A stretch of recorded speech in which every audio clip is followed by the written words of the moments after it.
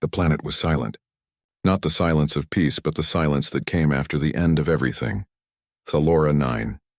That was the name given by the explorers.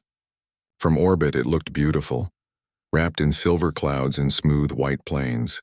But beauty, as they soon learned, could be deadly. Underneath the shimmering ice lay a world colder than death itself. Temperatures dropped so low at night that even the toughest alloys cracked. And every form of alien life ever sent there had vanished before dawn. It was called the planet where the night eats everything. The expedition arrived with hope, a mixed crew of species from across the galaxy. There were the Vilthari, tall and delicate beings of crystal skin who thrived on light. There were the Orak, thick-scaled engineers with forearms and heavy armor. And among them, 5 humans. They were smaller, slower, weaker in many ways. But when they stepped off the ship, there was something different in their eyes. Something steady, calm, and stubborn. The alien commander, a Vilthari named Kareth, had warned them all. "This world kills in silence," he said. "No sound, no storm, just cold. The kind that makes metal scream." But the humans only nodded. They didn't talk much. They just looked at the endless frozen fields stretching beyond the horizon, a desert of white and blue that glowed under the twin suns. For the first 12 hours, everything went smoothly. The landing pods worked. The scanners mapped the terrain. The atmosphere, though thin and harsh, could be filtered with standard masks. But the problem was not the day. The real danger came when the light began to fade. The twin suns dipped below the horizon slowly, painting the sky in shades of violet and steel gray. The temperature began to drop, first by a few degrees, then by dozens. Soon even the sensors started to freeze. The aliens panicked. Their heaters flickered. Their shelters began to frost from the inside. Equipment that worked perfectly in space started shutting down one by one. The air seemed to thicken, heavy with invisible knives of cold. And yet, the humans stayed calm. They moved with purpose, collecting old cargo crates, dried fuel packs, and even pieces of shattered landing gear. One of them, the engineer, dug a pit in the ground, shielding it from the wind. Another cracked open the emergency fuel tanks. The others stacked debris around it like a wall. The aliens didn't understand what they were doing. They thought it was desperation. It wasn't. It was memory. Humanity had walked through 1,000 cold nights before. On mountains, in ice ages, in endless winters of their own world. They knew what to do when the dark came. They had always known. As the first light of the twin suns vanished, the world turned into something unrecognizable. The frost grew over the land like a living thing, spreading silver veins across every surface. The sky darkened until even the stars seemed pale. The temperature dropped beyond what any life could endure. The aliens huddled in their failing shelters, whispering warnings, trying to repair systems that were already dead. Their radiant skins dimmed. Their breath froze in the air. They were creatures born from worlds of warmth and light. They had no weapon against this kind of cold. But then, light appeared, a small flickering glow in the distance. Weak trembling and yet alive, fire, real fire. It burned orange and gold, small against the endless dark. Around it the humans sat quietly, their faces glowing with soft warmth. They were wrapped in layered suits and makeshift insulation, hands outstretched toward the flames. The aliens stared from afar. They didn't believe it was possible. Combustion in this atmosphere was supposed to be unstable, too thin, too hostile. But the humans had found a way. They mixed oxygen from their tanks, used fuel cells and scraps of insulation, and built something that no alien had ever thought of, a simple campfire. To the aliens, it was primitive. To the humans, it was home. The wind howled. Ice formed crystals in midair. The cold tried to swallow them whole, but the humans sat closer, guarding the flame like an ancient ritual. They fed it slowly, carefully, and around that tiny fire they began to survive. The aliens watched in awe. Some tried to approach, but the cold was too much. Their bodies were shutting down. Their energy cells failed. One human in the medic saw them and motioned.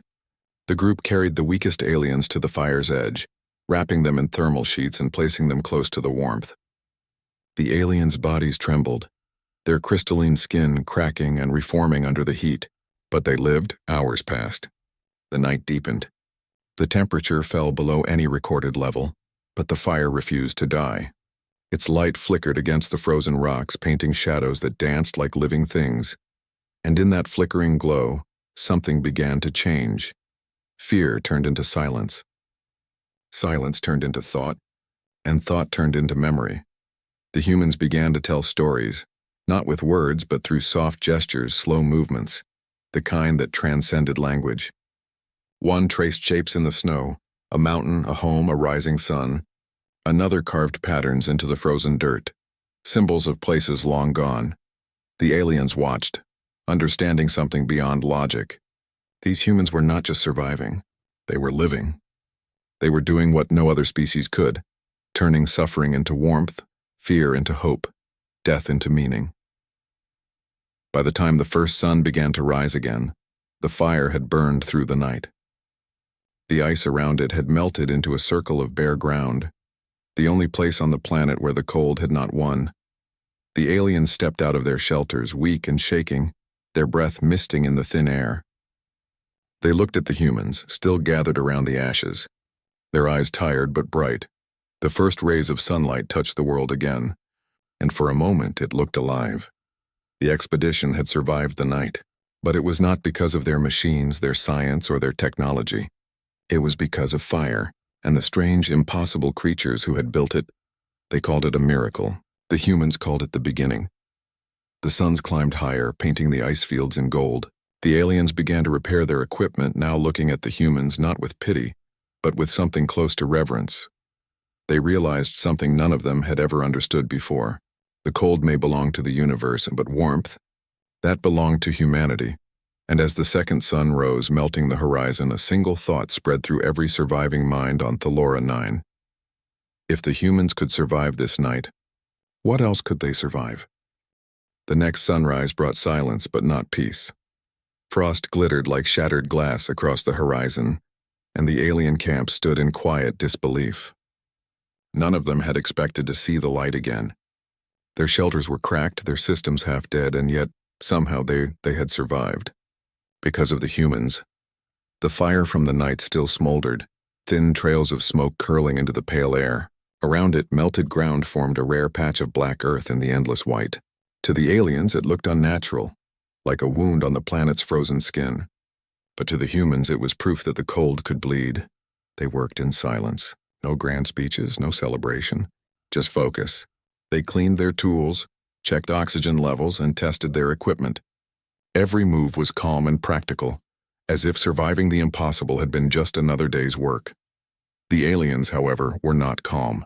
Their technology had failed in every way that mattered. Their heaters had frozen solid, their drones crashed, and their sensors were buried under layers of ice. The Valthari glowed weakly, their light fading from deep blue to gray, a sign of exhaustion and fear. The Aurak engineers tried to fix their gear, but even their thick arms trembled from the cold that still clung to their bones. Meanwhile, the humans built another fire, this time larger, more controlled. They used the wreckage of a broken drone, cutting its parts into a bowl shape and lining it with insulation. Then they filled it with frozen fuel paste, cracked open another oxygen tank, and coaxed the spark until it roared to life. The aliens watched as the flames rose higher, golden against the silver landscape. For the first time, they saw the fire not as primitive, but as power. The Valthari commander Kareth studied them closely. His kind had survived for millennia using pure energy, never touching flame, never understanding heat as something natural. But now, staring into that wild, unpredictable light, he realized why humans had adapted to everything the galaxy threw at them. They didn't just fight nature, they talked to it. They found rhythm in chaos, and they always made warmth out of nothing. As the day stretched on, the humans began to explore farther. They tested the frozen ground, collected samples, and checked the ruins of an old research outpost buried in the ice. That was when they found it, a half-buried metallic structure, smooth and ancient, older than any colony record. The discovery changed everything. The structure was vast, circular, almost like a fortress swallowed by the snow. Symbols marked its surface, eroded by time but still faintly glowing. Whatever had built it had come long before any known species. It had survived endless nights, frozen storms, and silence that could kill. The aliens believed it was a grave. The humans believed it was a message, They cleared the surface, their movements slow and patient. The temperature dropped again as the suns began to sink. Shadows stretched long across the ice. The alien sensors beeped warnings, nightfall approaching. Every species knew what that meant. The cold would return, worse this time. The first night had been a warning. The second would be a test. The aliens rushed to seal their shelters, layering thermal barriers and recharging what systems they could. Panic moved through the camp like a wave. Fear, sharp and metallic, hung in the air. But the humans? They prepared differently. They gathered supplies, stacked metal crates, and built a new circle of fires. Not one, but many. Small pits arranged in a ring around the camp. It looked like a necklace of light in the darkness. Each flame danced in rhythm, connected by narrow paths of melted snow. They called it the Circle. When the suns disappeared once more, the planet seemed to wake up, but not in a way anyone wanted. The air grew heavy. The wind screamed like something alive. The temperature fell so fast that ice cracked with explosive sounds. The ground moaned as if the world itself was shifting beneath them. Inside the shelters, the aliens huddled, whispering prayers to stars that could no longer see them. Their lights dimmed further. Their instruments froze again. And outside, the humans stayed by the fires, wrapped in thermal layers, faces hidden behind visors. They fed the flames with precision, never letting them die. The wind tried to snuff them out, but the humans built barriers from scavenged panels, shaped them into walls, and turned the storm's fury into a shield. The aliens watched through frosted windows, unable to believe what they saw. The humans were not just surviving the night, they were fighting it, and as they worked, something strange began to happen. The storm quieted near the fire circle. The temperature, though still deadly, stabilized. Even the frost beasts that roamed the far plains, huge shapes glimpsed only in flashes, stopped their movement near the light. It was as if the planet itself hesitated. Hours passed. Then one by one the alien shelters began to fail again. The power cells drained. The thermal barriers cracked. Panic spread fast. They sent signals, faint distress beacons, hoping the humans would hear. And the humans did. Without hesitation, they left the safety of the circle and carried portable fires, glowing torches of plasma and chemical flame, through the storm. They reached the alien shelters, breaking through ice doors, pulling survivors into the warmth. The aliens couldn't understand it. These humans were risking everything for them, for beings who had once called them reckless, primitive, fragile. Yet here they were, carrying fire through the dark. When the rescued aliens were brought to the circle, something changed inside them. The fear began to fade. They watched the flames rise and fall. The sparks drift upward like stars, and for the first time, they felt warmth not just in temperature but in spirit. It was then they noticed what the humans were doing again. Around the largest fire, they moved in rhythm, slow and deliberate. One drew shapes in the snow, lines that told of storms and suns. Another built a small sculpture from ice shaped like a home, then melted it with the flame. It wasn't communication. It was ritual. The aliens didn't understand the meaning, but they understood the feeling. It was storytelling. Through movement, through fire, through the survival of memory. As the night deepened, the circle of flames burned brighter. The wind weakened. The frost beasts retreated. The humans stood, tired but unbroken, faces glowing red in the firelight. And when the first pale dawn returned once more, the aliens realized something that would echo across the stars. Fire didn't just keep humans alive. It answered them. On that frozen world, in that endless night, humanity had done what no one else dared. They had made the darkness their audience. They had taught the cold to listen. The suns began to rise again, turning the ice fields gold once more. But the circle of fires still burned, steady, defiant, eternal. And deep below the surface, in the ancient ruins the humans had uncovered, something stirred. A faint pulse of light responded from the ice. The planet had seen fire for the first time in 1,000 years, and it had remembered. The second dawn rose over Thalora 9, pale and thin like a dying flame. The sky was colorless, the horizon cracked with frost that glittered under the twin suns. Yet in that cold emptiness, something new lived. A ring of blackened ground, a network of melted snow, and a circle of fires that had burned through the longest, cruelest night. The humans stood among them, exhausted but awake. Their movements were slow but precise, conserving every ounce of energy. Around them, the aliens began to emerge from their shelters, blinking against the light, still shaking from the memories of the night before. They looked different now, humbled.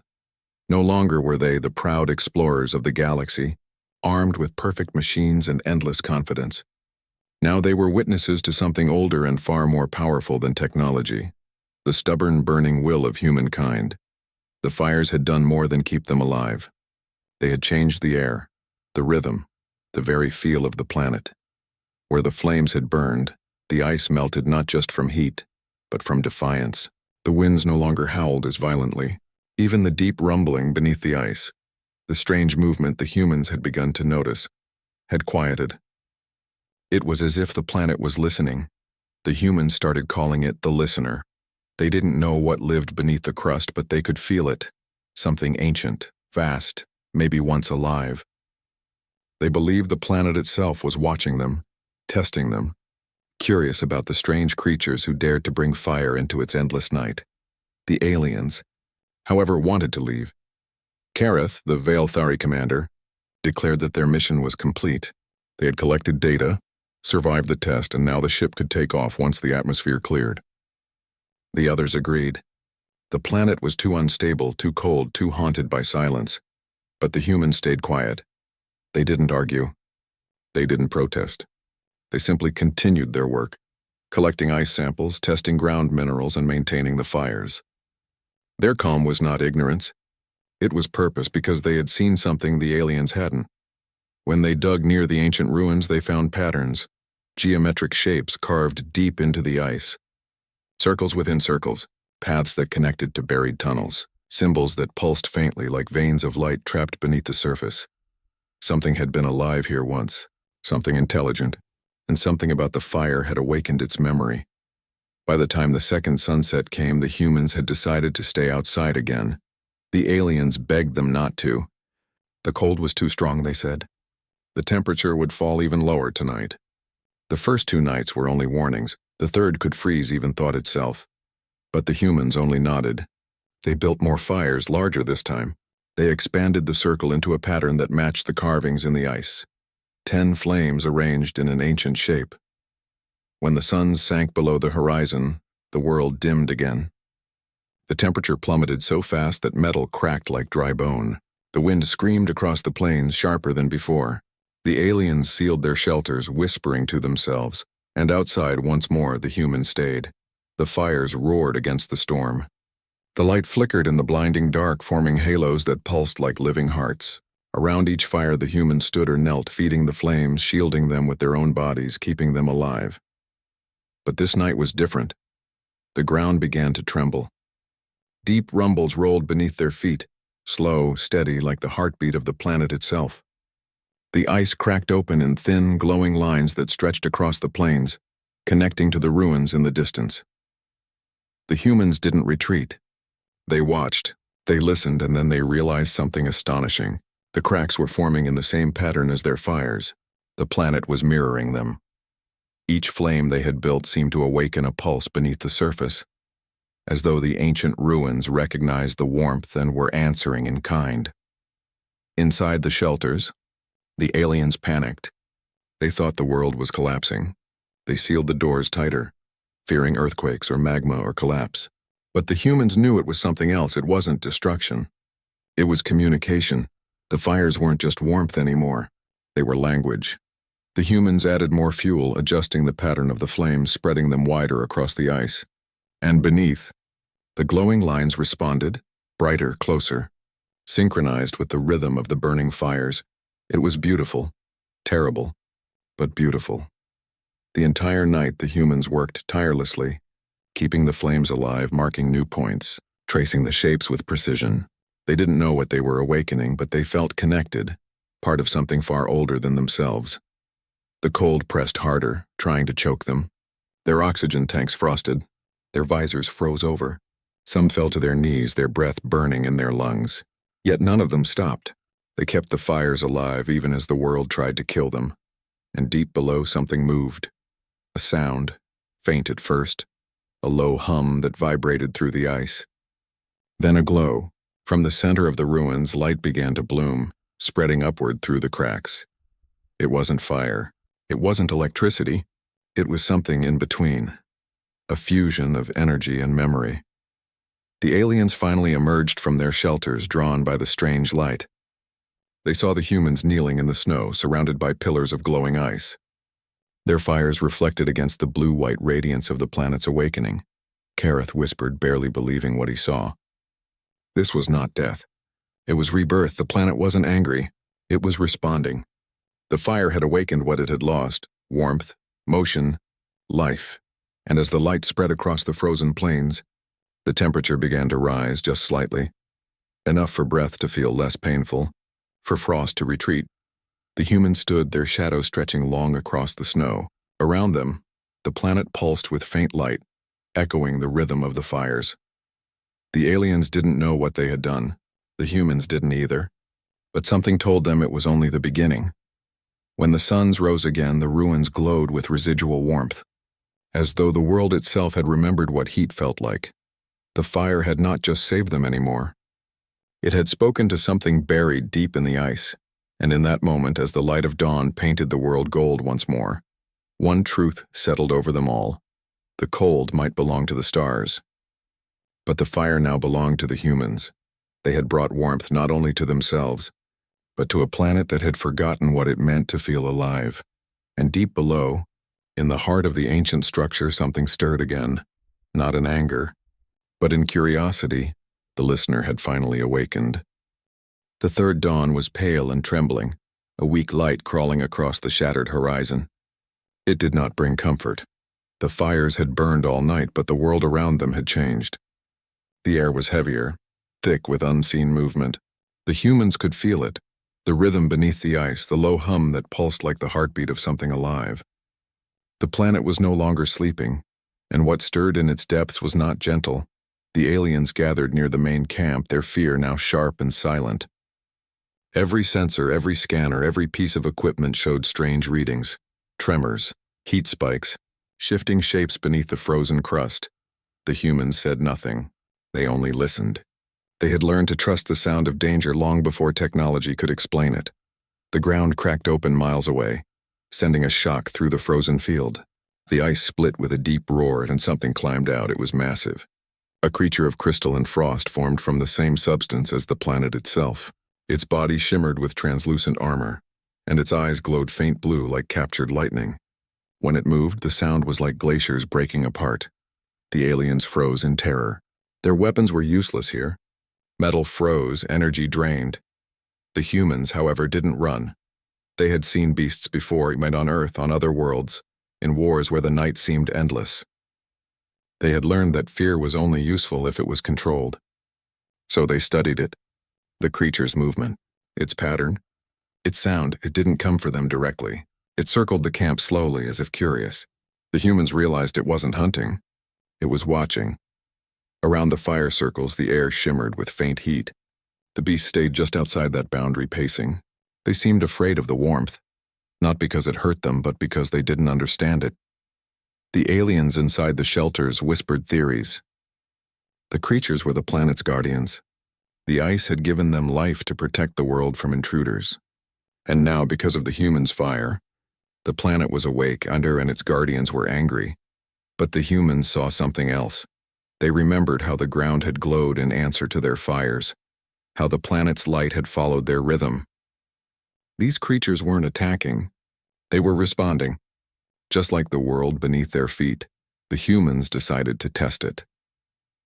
At dusk, as the suns began to sink again, the humans built new fires, farther from the camp this time, forming a wider ring. They made the flames brighter, hotter, pulsing like heartbeats. The aliens begged them to stop, to stay hidden, to wait until rescue came. But the humans moved with purpose. The night fell quickly. The temperature crashed again. And from the cracks in the distant plains, the beasts returned. More of them this time. Huge shapes moving like shadows under glass, glowing faintly blue as they approached. The air trembled with their movement. Frost cracked under their weight. The alien crew inside their shelters watched, speechless, as the creatures surrounded the humans, silent. waiting, and then one of the humans, the engineer, the same who had lit the first fire on the first night, stepped forward. He raised his hand and tossed a small flame canister toward the ice between them. It burst into orange light, burning brightly against the white. The beasts stopped moving. They leaned closer, their glowing eyes reflecting the fire's flicker. Then slowly they began to move again, but this time not toward the humans. They began to trace the perimeter of the light, their claws scraping glowing trails into the ice. It was as if they were learning. The humans watched, fascinated. The creatures mirrored the movement of the flames, pacing in slow, deliberate circles. The fires pulsed brighter, and the ice beneath them glowed again. The same rhythm, the same pattern. The planet and its beasts were not enemies. They were responding to warmth, to energy, to life. But harmony did not last long. The storm arrived suddenly, a black wind that came from beyond the horizon, stronger than anything before. It howled across the plains, ripping through the air with invisible blades. The fire pits struggled to stay alive. The aliens screamed inside their shelters as power grids collapsed. The humans ran from pit to pit, shielding the flames, feeding them fuel, holding the fire close to their bodies. The beasts roared, confused and afraid, their light flickering. The storm was not natural. It was too focused, too violent, too alive. It was the planet's true defense. The humans understood. The awakening had not gone unnoticed. Whatever ancient intelligence lived inside Thalora 9 was reacting, testing, perhaps judging. The fires sputtered, shrinking under the crushing wind. The humans huddled together, using metal plates and fragments to block the gusts. The beasts howled around them, not attacking but protecting. It was a strange, impossible sight, creatures of ice defending humans of fire. Through the chaos, the humans noticed something remarkable. Wherever the firelight touched the beasts' frozen bodies, the ice began to melt. Beneath that crystal shell was something darker, organic, alive. The fire wasn't destroying them. It was freeing them. The realization hit like lightning. The beasts were not born of this cold world, and they were trapped by it. They had once lived here before the frost consumed everything. And now, because of humanity's fire, they remembered what they had been. The storm raged through the entire night. The humans fought to keep the fire alive, the beasts roaring in defiance beside them. The aliens, trembling inside their shelters, could only watch as two forces, flame and ice, stood together against the fury of the planet itself. By dawn, the storm ended. The sky cleared. The ground steamed with faint mist where the fires had burned. Around the camp, shards of ice glowed faintly blue, remnants of the creatures that had fought alongside them. Some were gone. Others remained, watching quietly from the distance, their shapes fading into the frost. The humans stood among the ashes of their fires. Exhausted, burned, frostbitten, but alive. The aliens stepped out slowly, staring at them with awe. No words were spoken. None were needed. They all understood what had happened. Humanity had done the impossible again. They had turned the planet's own guardians into allies. They had stood against the cold and taught even the beasts of ice what it meant to survive. And somewhere deep below the surface, in the vast tunnels of frozen light, the ancient hum returned. Softer this time. Almost respectful. The planet had seen the fire's strength. It had witnessed humanity's defiance. It would remember. As the suns climbed higher, the humans rebuilt the fires once more, not just for warmth, but for memory. Around the camp, smoke rose into the clean morning air, curling like thin, dark ribbons against the white sky. The cold had not won. The darkness had not silenced them. And the beasts of ice, once thought to be the planet's fury, now guarded the horizon, silent and still. The aliens realized something extraordinary. The humans didn't conquer Thalora 9 with weapons or machines. They did it with stories, with hands that refused to stop building, with flames that refused to die. And far in the distance, where the ice stretched beyond sight, faint blue lights began to flicker again, not as threats but as echoes, echoes of fire. The fifth night began with silence, a silence so deep it felt alive. The sky above Thalora 9 had turned black, swallowing both suns behind a curtain of storm clouds. The temperature dropped faster than anyone thought possible. Even the aliens' advanced instruments froze, unable to register how cold it truly was. The fires the humans had built still burned, but the air seemed to devour their warmth. The flames shrank, flickering weakly as frost crept closer from every direction. This was no ordinary night. This was the planet's final test. The humans stood around their fires, faces pale beneath helmets of ice. They didn't speak, but every movement showed resolve. They had faced nights like this before, on dead worlds and war zones in the endless vacuum of space. Yet something about this cold was different. It wasn't just the air that froze. It was the world's will pressing against them. The aliens inside their shelters were breaking. Panic spread like infection. Their technology failed, their oxygen recyclers stalled, and their communication links went dark. The atmosphere was too dense, the magnetic fields too unstable, but through it all, the humans stayed outside. They gathered in small circles around the flames. The light reflected in their visors, glowing like tiny suns in the dark. Their fire had always been more than warmth. It was defiance, a living symbol that said, "We do not surrender to the night." Hours passed. The wind screamed across the ice fields, carrying with it strange sounds, low whispers, deep moans from beneath the ground. The planet was speaking again, but not in anger. It sounded like mourning. The beasts of ice had not returned since the storm. Only faint blue lights shimmered far away, moving slowly like ghostly sentinels watching from afar. The humans worked tirelessly. Some gathered broken wreckage to build higher walls of snow and metal around the fire pits. Others melted ice into water to pour over the flames' bases, strengthening the structure of steam to keep them alive longer. Every action was careful, deliberate, born from hard experience. And then the darkness deepened. The sky turned violet, almost solid. The last traces of light vanished as if the universe itself had turned its back. Inside that infinite shadow, something stirred again. It began as vibrations in the ice, faint, steady, rhythmic. The humans looked toward the horizon, where a blue glow began to spread, slow and deliberate. The aliens inside their shelters screamed over the comms, claiming the scanners showed movement, massive, coordinated movement, heading toward the camp. It wasn't a storm. It wasn't beasts, it was the planet itself. The crust cracked. The ground shifted. Sheets of ice rose into towers, forming jagged ridges that glowed with eerie light. The energy beneath the surface was building, pulsing faster and faster until the air vibrated like a living drumbeat. The aliens were certain it was over, that the planet had decided to erase them, but the humans watched. They noticed something the others didn't: the rhythm. It wasn't random. It was patterned, ordered, like breathing. The planet wasn't destroying. It was remembering, and humanity had lit the spark. The ground trembled again, splitting open near the largest fire pit. Instead of ice or smoke, light poured out, white and blue cascading upward like liquid fire. It didn't burn. It shimmered, bending around the humans in silent arcs. They realized the fire had reached deep enough to awaken something ancient, something that had once been alive. This world had known warmth before. The humans began to move the flames closer to the crack, feeding it fuel, wood, anything that would burn. The aliens shouted through comms to stop. They feared it would trigger a massive eruption, but the humans had learned that life required risk.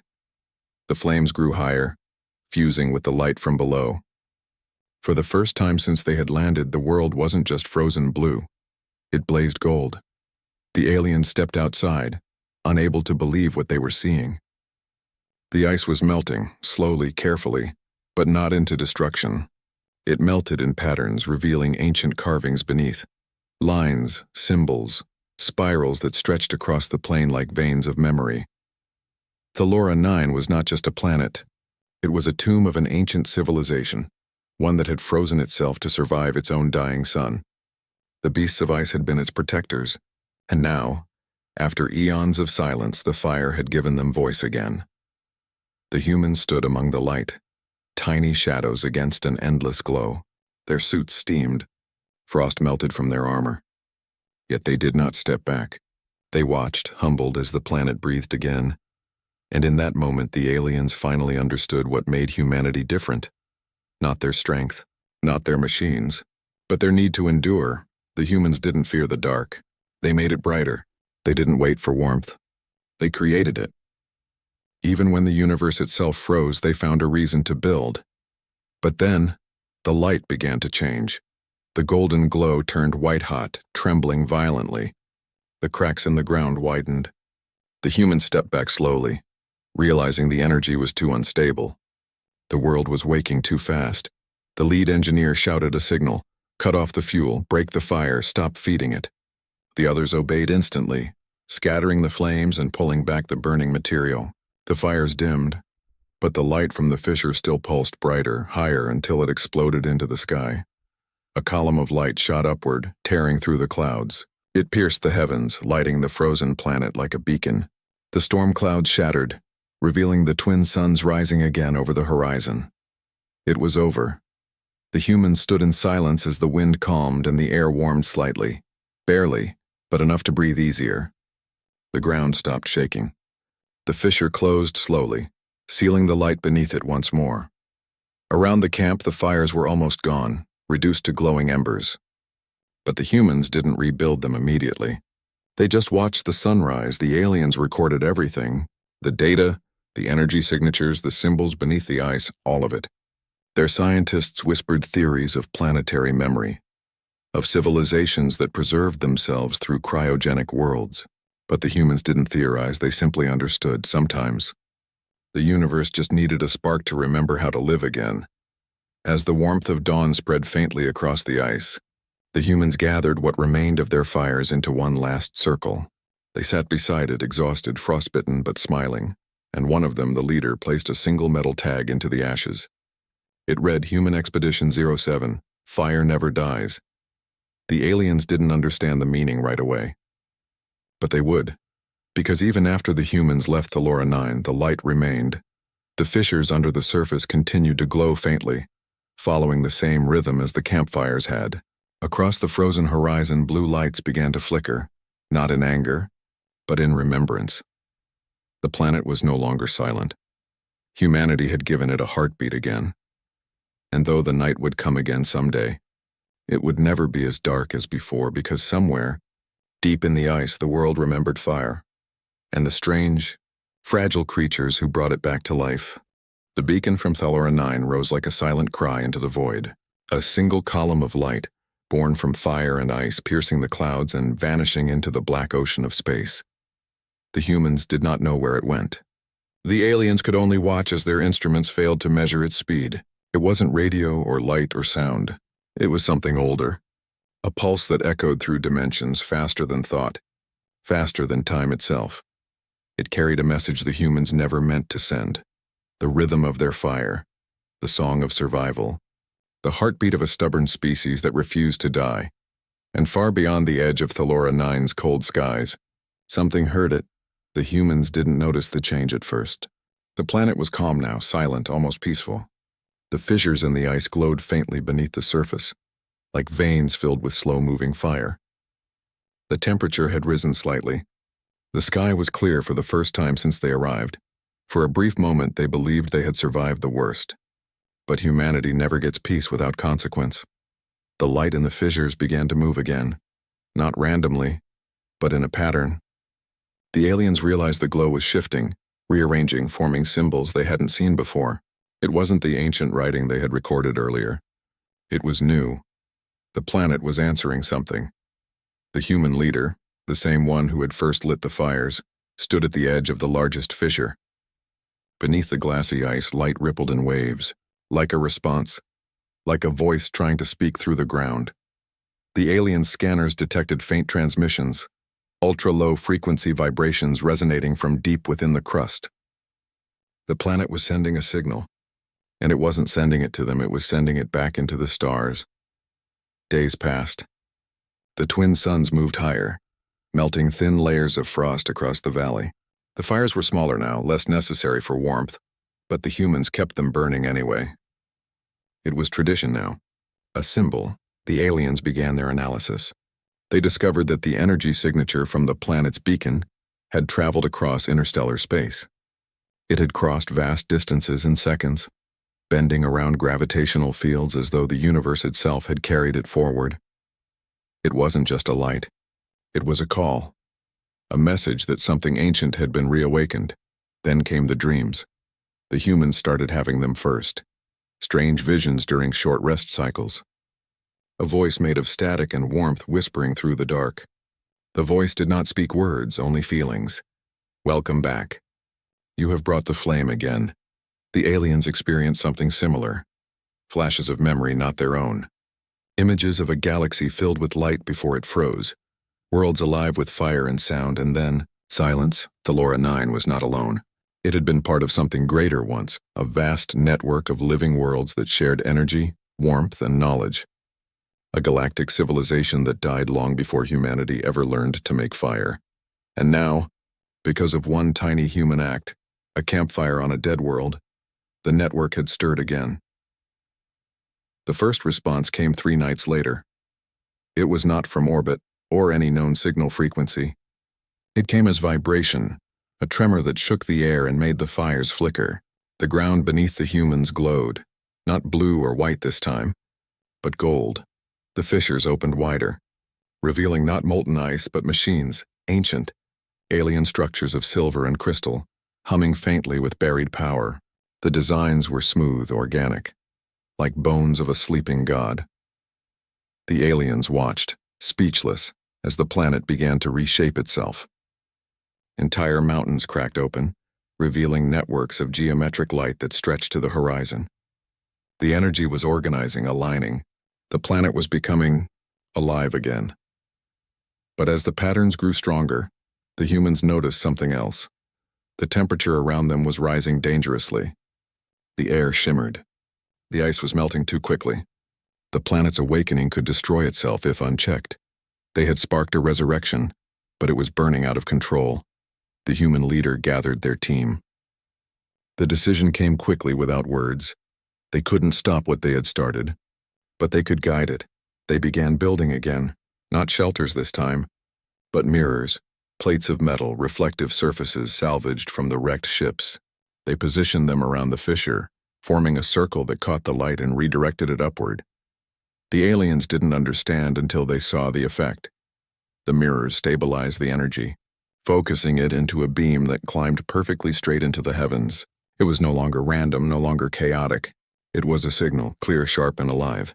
The fires burned around the edges, glowing red-orange against the white-blue ice, and then the sky answered. The stars flickered, 1, then 2, then dozens.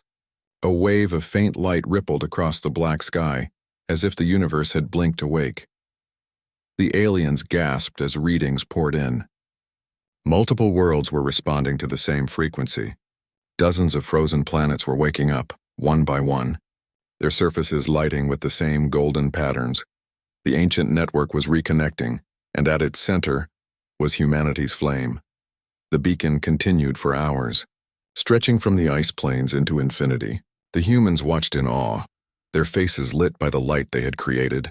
They didn't know what they had truly done, only that something greater was listening. The aliens recorded every second, but even their advanced systems couldn't process the data. It wasn't science anymore. It was something beyond. When the last pulse faded, the planet went still again. The light sank back into the ice, leaving faint golden trails that glowed softly under the suns. For the first time since their arrival, the air was warm enough to breathe without fog. The humans sat together by the remaining fires. The world was no longer silent. The ice hummed softly beneath their feet, a low, rhythmic tone, the sound of life returning.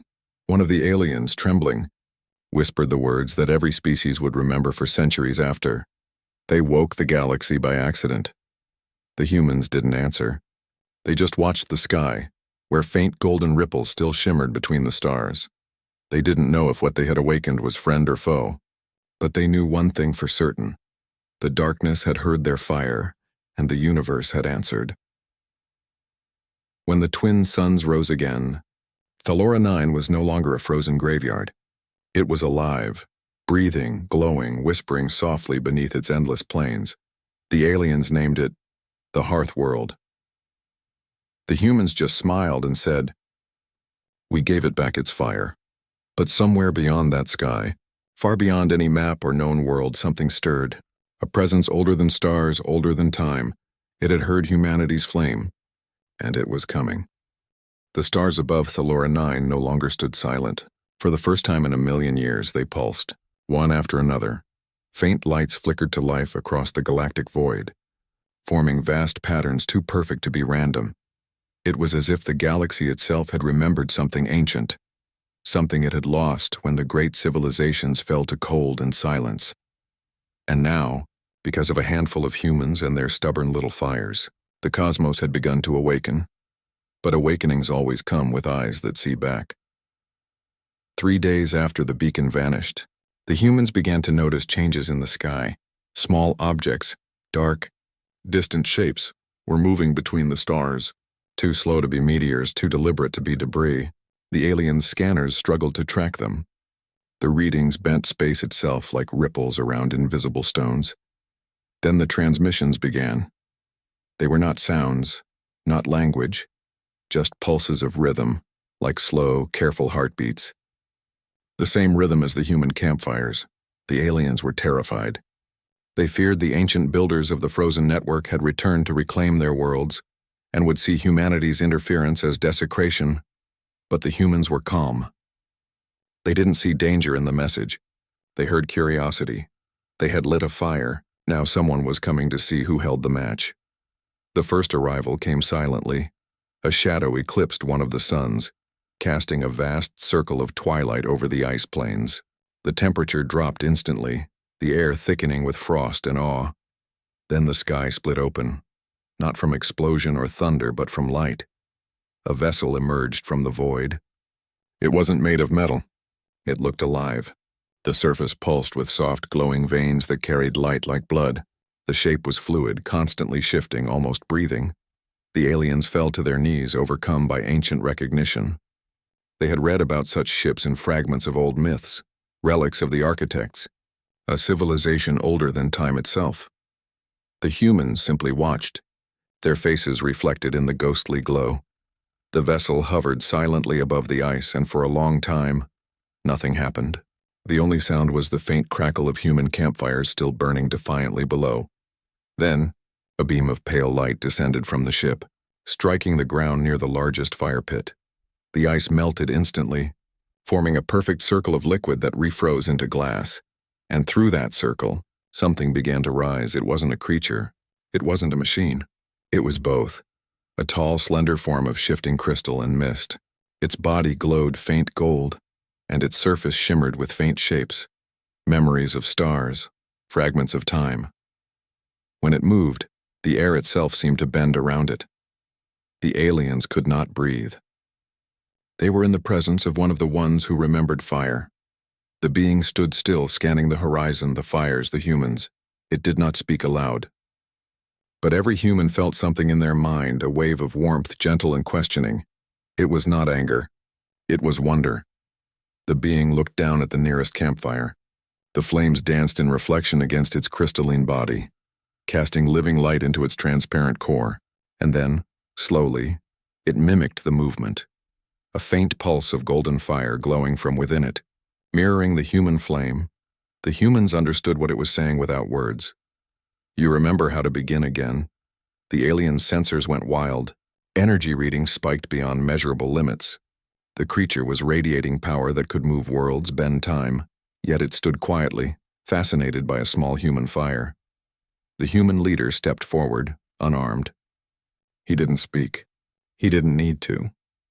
He simply picked up a metal rod, lit its tip in the flame, and placed it gently into the ice before the being. The being bent closer. The fire reflected again, smaller, weaker, but it leaned nearer, as if trying to understand how something so fragile could burn so long. Then, for the first time, the air vibrated with a faint sound. Not words, but tones, soft, rising notes that resonated through the camp, through the ice, through every living being who heard them. The tone carried memory. Images flashed across every mind, oceans boiling, suns dying, the universe freezing into endless silence. And then, fire. Tiny flames scattered across the galaxy, lighting one by one. The architects had once known this fire, had built their empire on it, had shared it between worlds and until it faded, and they fell into cold, and now, across time and silence, they had heard it again, reborn in the hands of humans. The being's light brightened, and the ice beneath it began to glow in response. The fissures spread outward in golden spirals, forming massive symbols that reached miles across the frozen plains.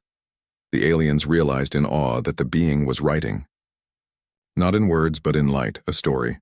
A record. It was engraving humanity's flame into the memory of the world. And as it worked, more ships began to appear in the sky. Dozens, then hundreds, each one silent, graceful, ancient, carrying beings of light and crystal. The horizon shimmered with their arrival. The galaxy's oldest civilization had returned to witness humanity's gift. They did not come to rule or to destroy. They came to learn. They surrounded the camp, each vessel lowering beams of light to the surface, forming patterns that mirrored the human fires. It was as if the stars themselves had descended to share in the warmth. The humans stood at the center, surrounded by beings of unimaginable power, yet none of them felt small, because the fire between them burned just as bright.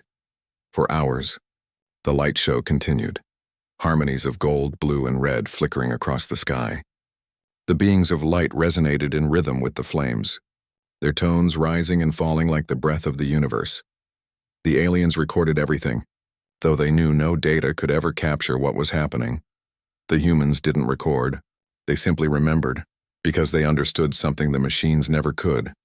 This wasn't just the rebirth of a civilization. It was a reunion of memory, fire returning to the stars that had forgotten it. When the dawn came, the ships began to fade.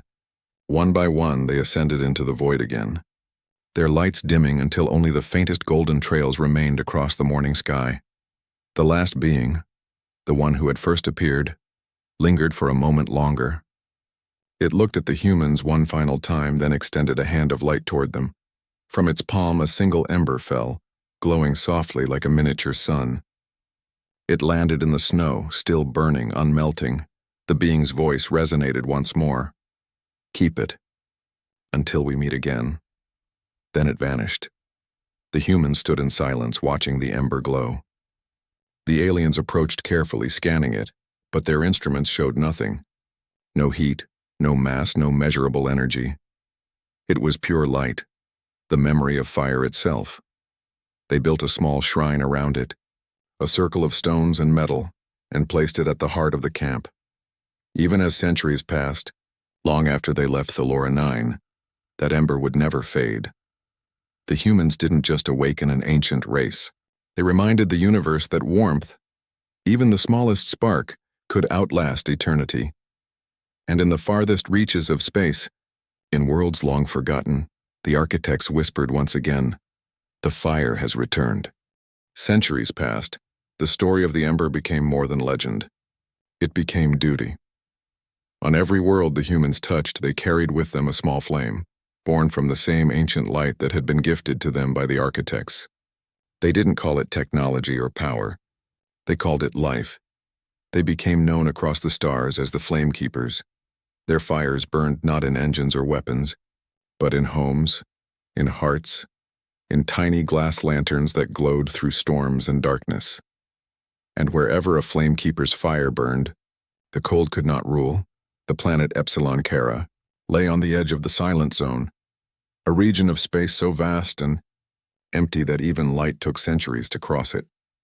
Was here that humanity had built the Sanctuary of Flame. It was not a fortress. It was not even a city. It was a living circle, a ring of mirrored towers surrounding a single burning heart of light. The eternal ember of Thalora 9 rested in its core, protected by generations of humans who swore their lives to its care. They did not worship it. They listened to it. Every night they gathered around the great flame and told stories. Stories of the old Earth, of the first humans who built fires in the dark, of the day the architects returned. The aliens who had once doubted now lived among them, learning the same simple truth. The fire is not only heat, it is memory. One night, as the storm winds of Epsilon Cara roared over the towers, the flame flickered. It had never flickered before. Alarms blared across the sanctuary. Guardians ran to the core, their eyes wide with disbelief. The eternal ember, the light that had survived centuries, was dimming. No machine could explain it. No sensor could detect why. But one human, a young woman named Mira Solon, stepped closer, ignoring the scientists and their readings. She had been born in the sanctuary, raised under the soft glow of the flame. She could feel something that no machine could sense. The flame wasn't dying. It was calling. Mira knelt beside the ember and closed her eyes. The air grew warm, then cold, then silent. And in that silence she saw something, a vision of distant stars, flickering weakly in the void. The same pulse that once came from the architect's ships was echoing again, but this time it was broken. The architects were in danger. Their light was fading across the cosmos, as if something ancient and cruel was consuming warmth itself. The ember trembled, glowing faintly brighter when she understood. It was asking for help. The council was divided. The elder aliens feared it was a trap, that answering the call would awaken the same cosmic predators that once ended the Golden Age. But Mira refused to wait. "We were the ones who brought fire back," she said. "Now it's our turn to keep it alive." She gathered a small team of explorers, humans, aliens, and synthetic minds, and prepared a vessel unlike any other. It wasn't built for war. It was built to carry fire. At its heart was a shard of the ember, sealed within a glass core that pulsed with living light. They named the ship Saul's Breath. When it launched, its engines left trails of gold through the black like fire carried on the wind. Their mission was simple: find the fading architects. Rekindle their flame. The journey took years. They passed through silent worlds and dead systems, ruins of civilizations that had never known warmth. The darkness was endless, swallowing signals, bending space, and then finally, they reached the edge of the null veil. It was a wall of pure shadow, not physical, not energy, but absence. It swallowed light itself. No ship had ever returned from beyond it. But Mira stepped forward, holding the ember shard in her hands. As she lifted it, the light flared, and for the first time in eons, the veil parted. They entered. Inside was a graveyard of stars, worlds without heat, moons frozen mid-orbit, and drifting among them, colossal remnants of the architect's living ships, cracked and dim. They had fallen silent again. The beings of light that once shimmered across the sky now lay still, their crystalline forms cold and lifeless. The crew stood in sorrow. Even the synthetics lowered their heads. But Mira stepped forward and placed the ember shard on the nearest fragment of crystal. She whispered softly, "We remember you." For a moment, nothing happened. Then the shard pulsed, once, twice, and the crystal answered. A faint glow spread through the ruin, slow, trembling, like the heartbeat of something remembering how to live. Then another ship lit up. And another. The darkness began to retreat. Mira fell to her knees as light filled the void, sweeping through the graveyard. The ancient vessels rose one by one, their golden veins pulsing to life. A voice echoed across the emptiness, the same voice that had once gifted humanity the ember. You kept it alive. The architects had awakened, but their joy turned to fear. Behind the returning light, the shadows began to move. Something enormous stirred, something that had been feeding on the architect's warmth for ages. The eclipse entity. Born from the death of stars, it existed only to consume light.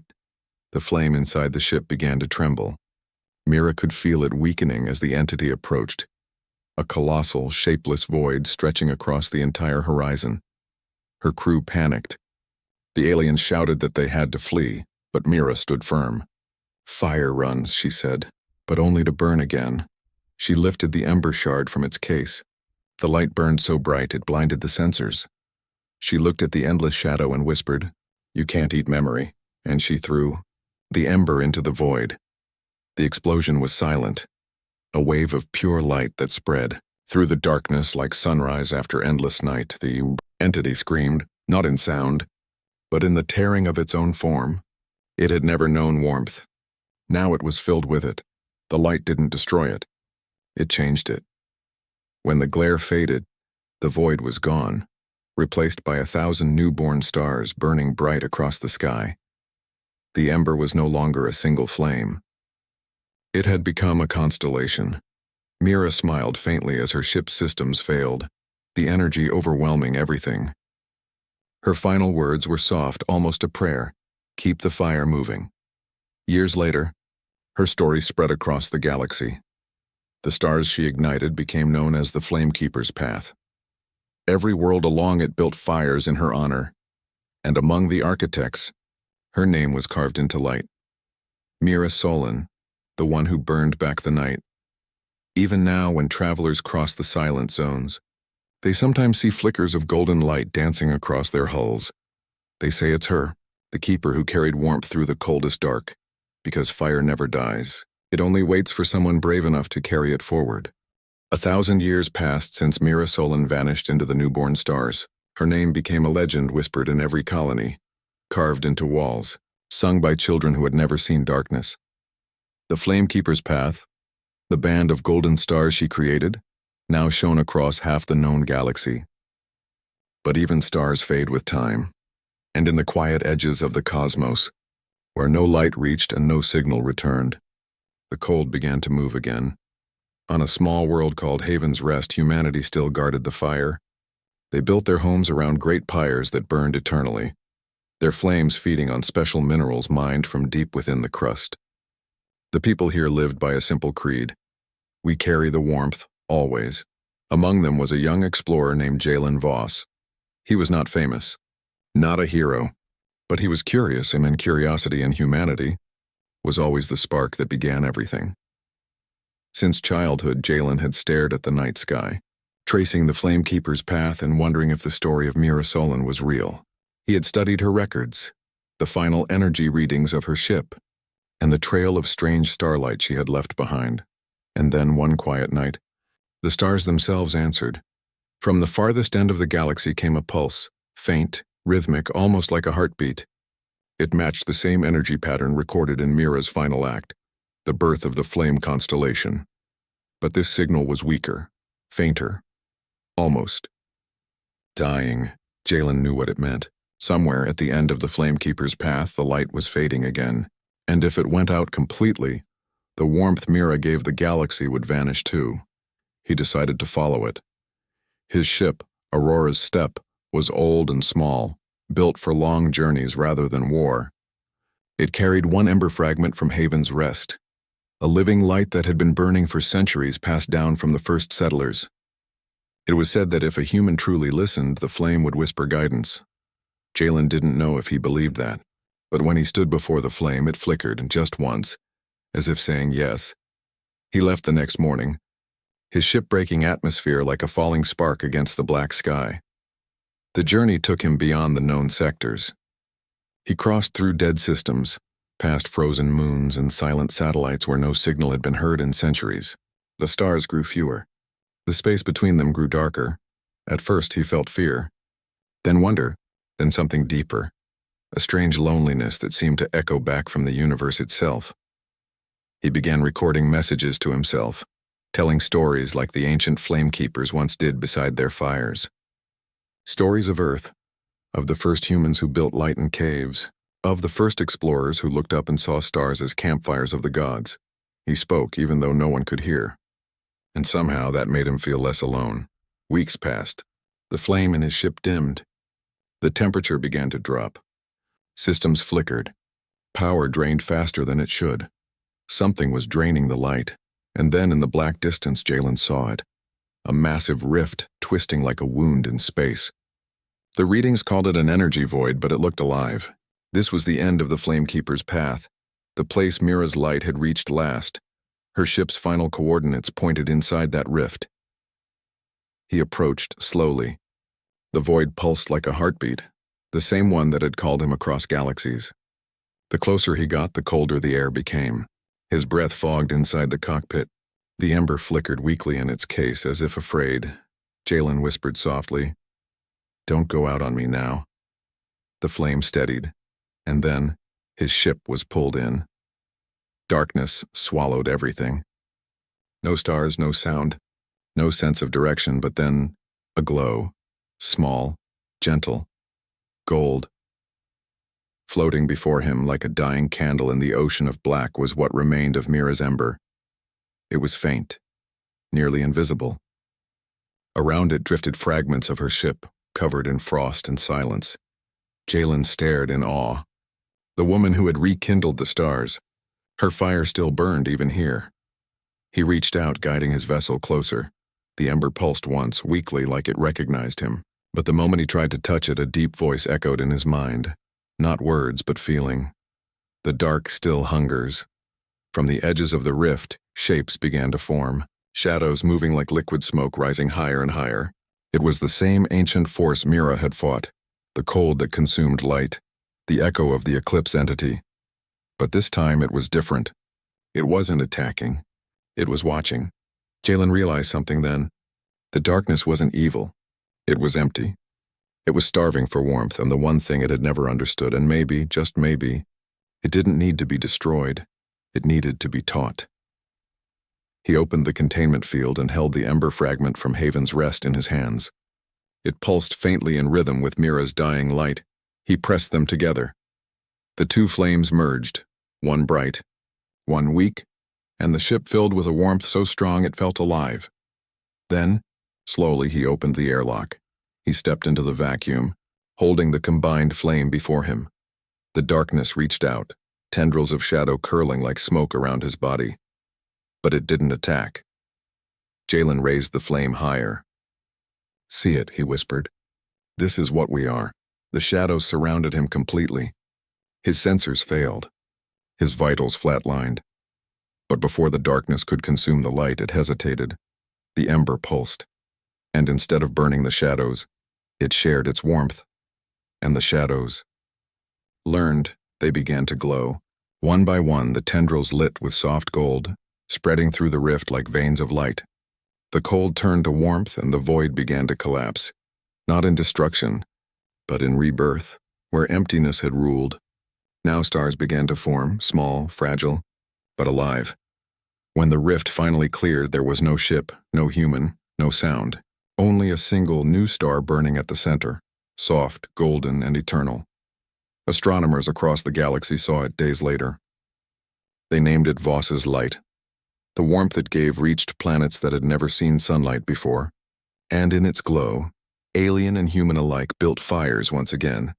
They told stories of the boy who followed the last ember into the dark, and taught even the coldest shadow how to feel warmth. In the archives of the Flamekeepers, a final message was recovered from Jalen's ship's black box. It contained only one line, his voice calm and sure. "The fire isn't ours.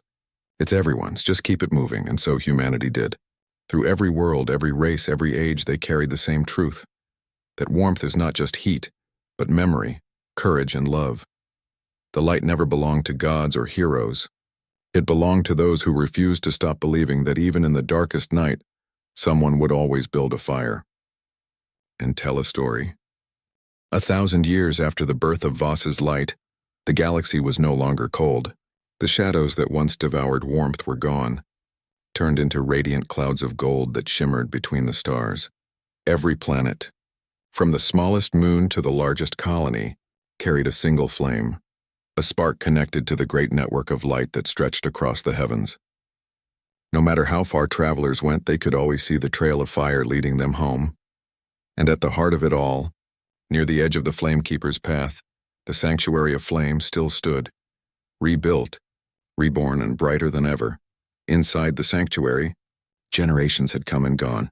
Its halls were filled with the stories of those who had kept the fire alive. Mira Solon, who burned back the night. Jalen Voss, who taught the cold to feel warmth. And the nameless millions who carried embers through the ages.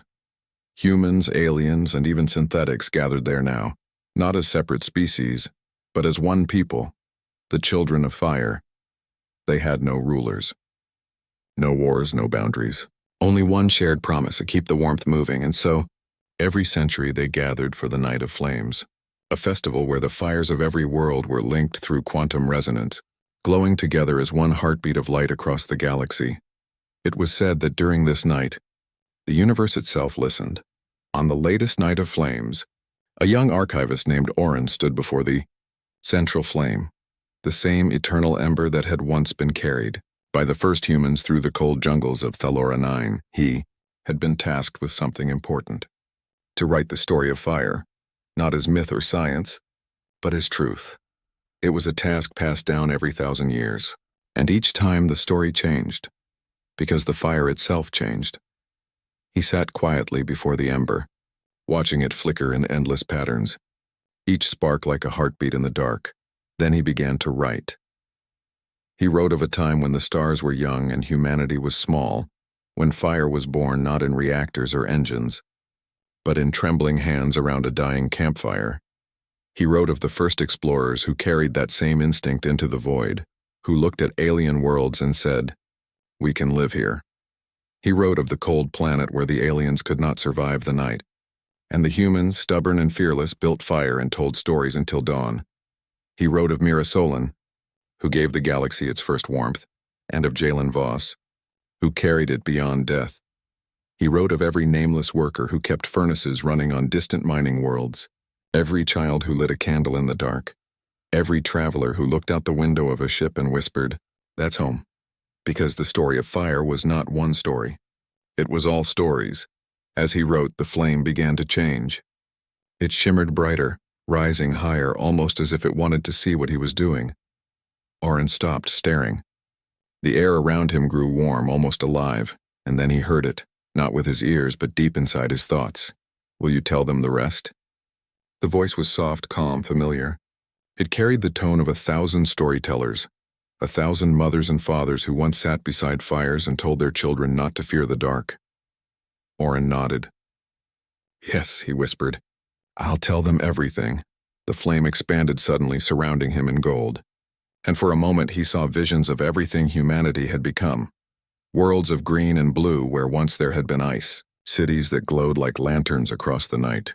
Alien children learning from human teachers how to build campfires on their first explorations. Machines designed not to fight but to warm everywhere. Life had adapted to fire, not the destructive kind but the kind that created life. It gave warmth and courage. The flame pulsed again. "Then tell them this," it said. "We were never meant to be alone." The light faded and Oren found himself back in the sanctuary. The other flamekeepers stood in silence, watching as the ember's glow spread across the floor, forming lines of gold that traced into the walls, the ceiling, and beyond, a vast web of light connecting every corner of the galaxy. For the first time, the fire wasn't just in one place. It was everywhere, through the network. Countless beings looked up from their own flames and gasped as their fires flickered in perfect rhythm. One great heartbeat across all existence. It was the moment when the universe itself seemed alive. Oren finished his writing. Fire is not a weapon. It is not a god. It is memory passed hand to hand. Wherever it burns, humanity endures. He sealed the document into the archives where it would rest until the next 1,000-year retelling, and then he looked at the ember one last time. It shimmered softly, like it approved. Outside, the galaxy burned with gentle light. The Flamekeeper's path now stretched so far that even deep space, probes near the galactic rim, could still detect its warmth. Old ruins of alien empires began to glow, faintly once more as new settlers brought fire back to their halls. Frozen moons melted. Seeds long buried beneath ice awoke and grew again, and through it all the same simple truth echoed across the stars. Fire is life. In time, new explorers would rise. They would venture beyond the galaxy itself, carrying embers and glass orbs and telling stories of Mira, of Jalen, of every human who ever refused to let the dark win.